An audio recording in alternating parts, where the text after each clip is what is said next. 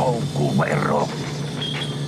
On se perhana, että valtiovalta jahtaa kuin eläintä tämmöstä pientä yrittäjää.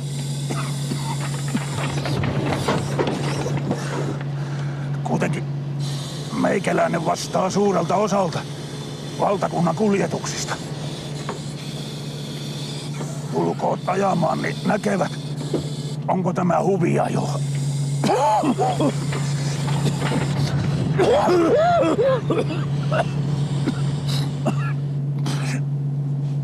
No perkele.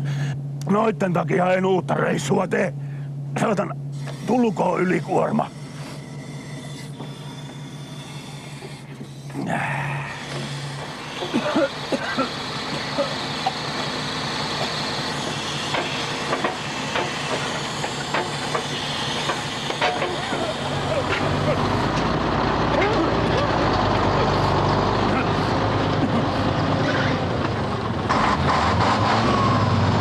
Perkele!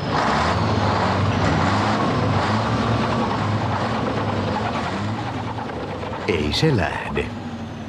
Siellä on tosi kuluneet renkaat, eipä paljon minkäänlaisia kuvioita ole pinnassa.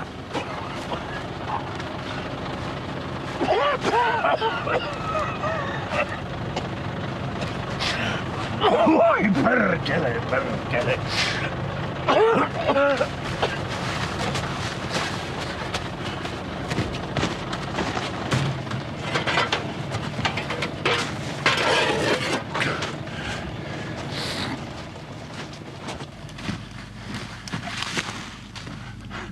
Voi perkele!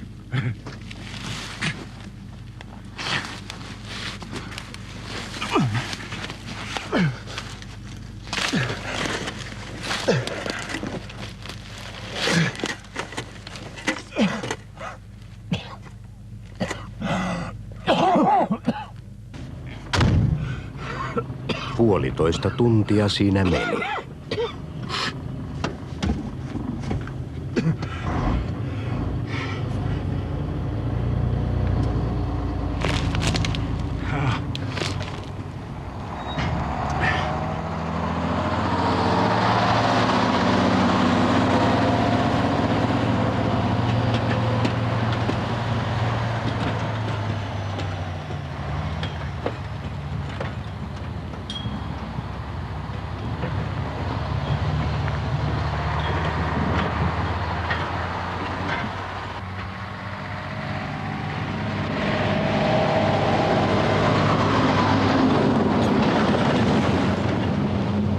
Mutta ajaessa voimat hiljalleen palautuvat.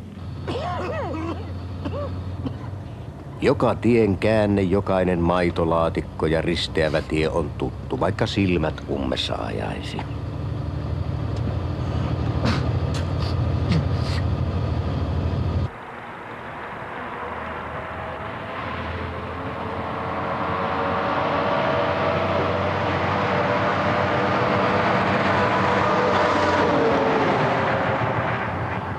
Ylhäältä ohjaamosta on hyvä näkyvyys ja tiellä on etuajo-oikeus. Kesseli ottaa kiinni menettämänsä aikaa.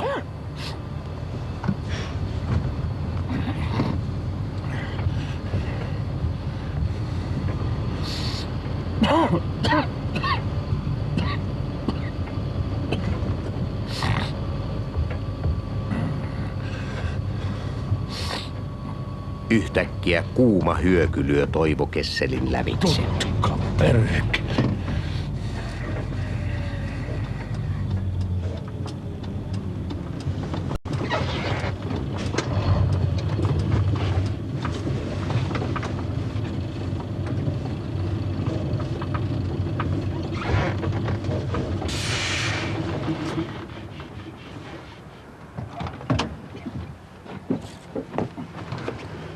Teillä oli 25 kilometriä ylinopeutta. Tiedättekö, mikä rajoitus tätä aluetta koskee? No, kun on tuttu tie, niin sitä joskus unohtaa rajoittaa. Olkaa hyvä ja menkää tuonne autoon odottamaan.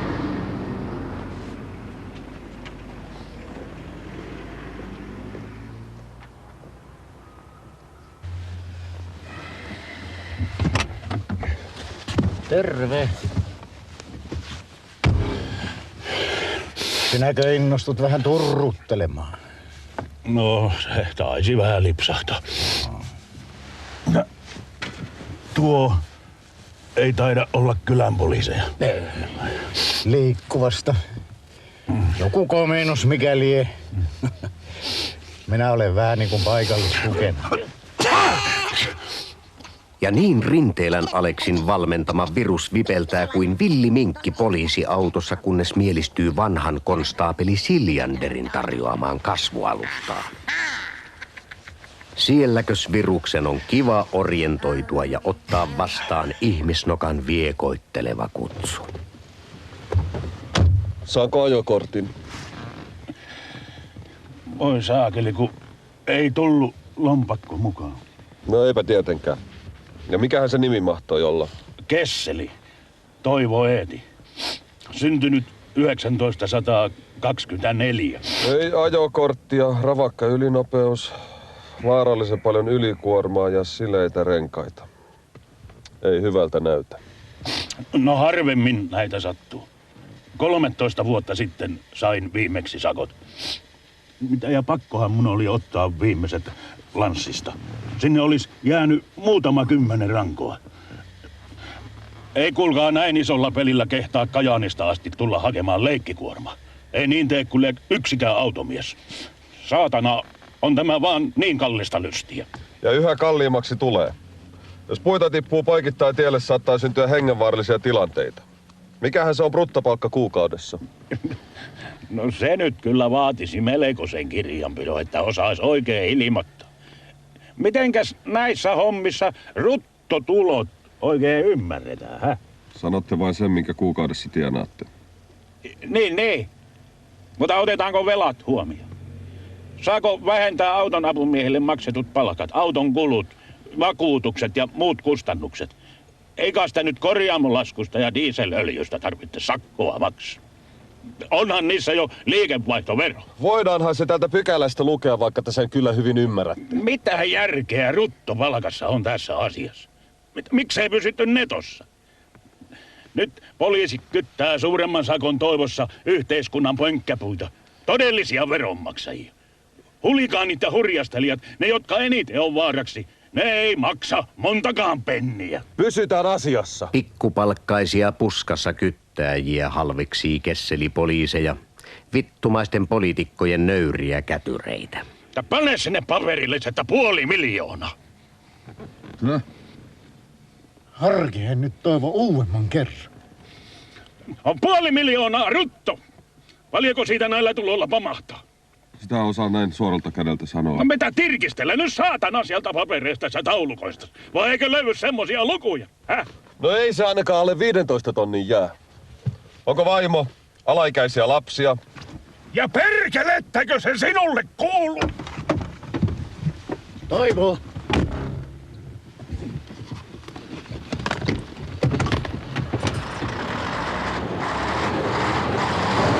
Meidän pitää lähteä perään.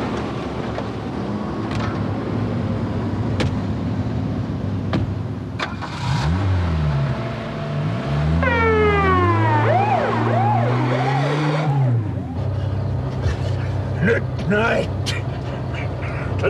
Nyt näette, mitä tästä tulee. Olen minä semmonen mies, saatana. Nyt näette. Nyt loppu puliveivaaminen ainakin minun kontolta. Menkää helvettiin kaikki. Huoltoapuun kaikki. Helvettiin kaikki vaaraat.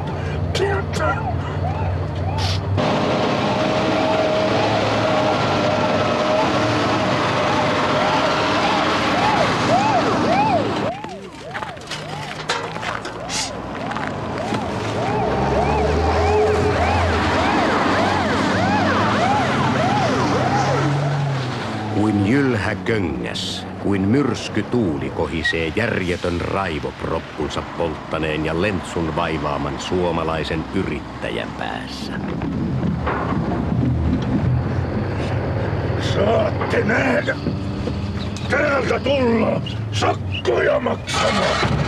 Poliisiasema lentää tulitikun kokoisina pätkinä ympäri kirkonkylää. Saatana! Kun poliisitalon seinä lähestyy, käynnistyy itsensä tuhoamista hankkivassa Toivo Kesselissä niin sanotut elämää säilyttävät voimat.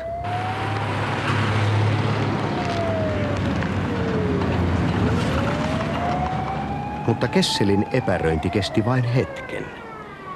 Uusi, yhä synkempi ratkaisumalli täyttää hänen mielensä. Hän ajaakin oman talonsa mäsäksi ja tappaa samalla itsensä ja akkansa. Eipä hän ole silloin kenelläkään mitään mäkättämistä, kun he makaavat hietahauteessa 2 metriä maata rinnan päällä.